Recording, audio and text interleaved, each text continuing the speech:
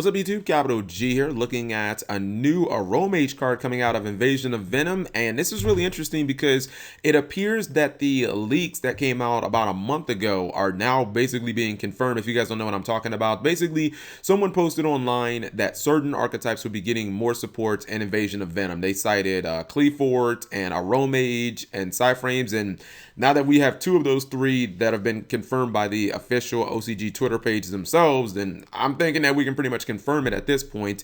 So yeah, this is a new Aromage, and the most interesting thing about Aromaseraphy Angelica is the fact that she is actually a tuner, which is it's crazy because now that opens up all sorts of possibilities, and one would just assume that where there is a tuner, synchros will follow, right? I mean, you don't generally give an archetype a tuner without giving them synchros, which is cool because the deck, if you've ever played Aromages, and I played them a lot, they're really cool and interesting, but god damn, it feels like you have to play absolutely perfect with this deck just to have a chance at winning. And that's for the most part because the deck only has 4 monsters. And I know people are like, what about Aromajar? No one plays Aromajar. It's a flip effect. It's too fucking slow. I tried it at first. I was like, no, this just this doesn't work. You need to be able to activate your Aromage effects like immediately off of things like Humid Winds and Garden and whatnot. But basically, if you've never played the archetype, or you just didn't really care, you didn't look into it that much, I think it came out in Clash of Rebellion.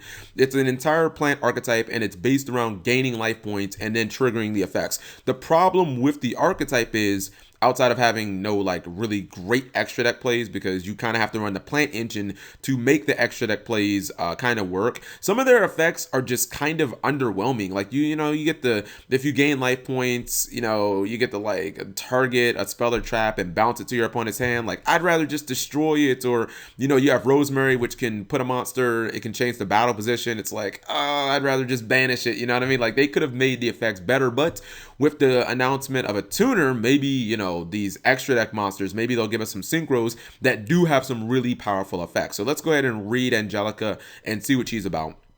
So for starters, she's a level 1 plant tuner effect monster. She's light, which isn't really that big of a deal because if you ever played Aromages, you know that all their attributes are fucking all over the place. They got water, fire, winds. It's like they're trying to summon Captain Planet or something like that. It's really weird. If somebody flips over, goes in match against you, just scoop, because if you don't have any way of killing that card, you're probably gonna lose unless you have Bergamot on the field and she's just like whooping ass. You're probably just gonna lose at that point.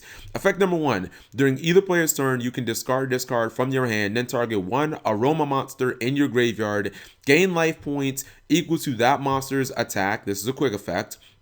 Effect number 2: when this card is in the graveyard, if you have more life points than your opponent and you control an Aroma monster, you can special summon this card from your graveyard. If you do, this card is banished when it leaves the field. Okay, so effect number, let's start actually with effect number 2.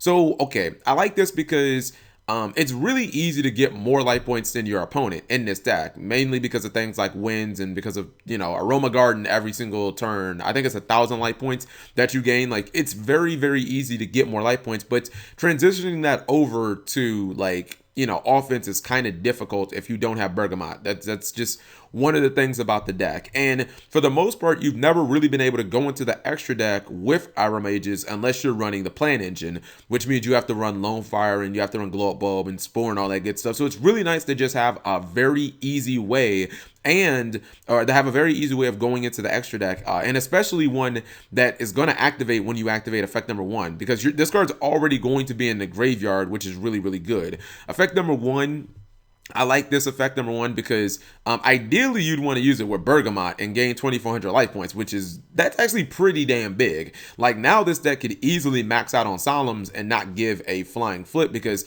Solemn Strike was not out when Clash of Rebellion came out, so there wasn't a great way of giving up life points for advantage, but now there is with like the Solemn Brigade and whatnot. You already have warning, but now you can play 3 strikes and you can activate multiple strikes or warnings in a turn and not really have to worry about it. But like, ideally what you'd want to do is have maybe like a Bergamot in your graveyard, gain 2,400 life points, and then trigger one of your on-field effects. Like, maybe you have a Jasmine in defense mode, you activate Angelica's effect. You gain your 2400, and then you draw a card while you're doing that. And then when your turn comes back, then you can summon Angelica from the graveyard. So it's like you're really not losing advantage. And if you're able to activate one of these on-field effects, then you should be pretty good. The only one that really is just absolutely great is Jasmine, though. So I'm really hoping that the Synchros, if we get Synchros, if we don't get Synchros, I'm gonna fucking lose it, because I don't get why you'd give a deck a synchro, or excuse me, a tuner, and not give them synchros. Like, come on now, that would be even Despot's got one synchro. But I'm hoping that the synchros will have really powerful effects. Now, it is worth noting that being level 1 has a lot of natural synergy with plants in general, because we all know about Glow Bulb and Spore, which I personally think that you should run in this deck anyways, because there's just not enough good Aromage monsters. If you're gonna run Jar, there still isn't really enough good monsters, so you're probably mixing in the Plant Engine, and the Plant Engine already has a lot of synergy with level 1 because of these two and because of things like 1-for-1. So this card has even more synergy. I don't think that it was random that this is a level 1 plant. I'm pretty sure that Konami planned that, and they probably planned it to have synergy with like Glow Bulb and things like Spore. Overall, I would say that Angelica is probably a staple right now, because there just aren't enough good ways for this deck to try and make any type of power plays. And what I'm hoping is, again, I'm hoping that the Synchros will be really, really good. This card, not this card's place in the deck, but Aromages as a whole, I would say right now, they're going to be, like, their viability is going to be based on how good these Synchros are, because considering their levels are all over the place and the tuner is level 1, I'm thinking maybe they're going to get a level 5 tuner. They may get a level 4 or maybe like a level 7 or something like that. It would be great if that's what they got. If they got like level 4, 5, and like 7, like that would be extremely productive or like beneficial to the deck. So we'll have to see where that goes when those Synchros, I cross my fingers, are announced. I'll definitely talk about them. But for right now, Angelica is definitely a good card. I would main deck it because like you just need more ways of gaining life points in this deck. So let me know what you guys think. Thank you for watching as always.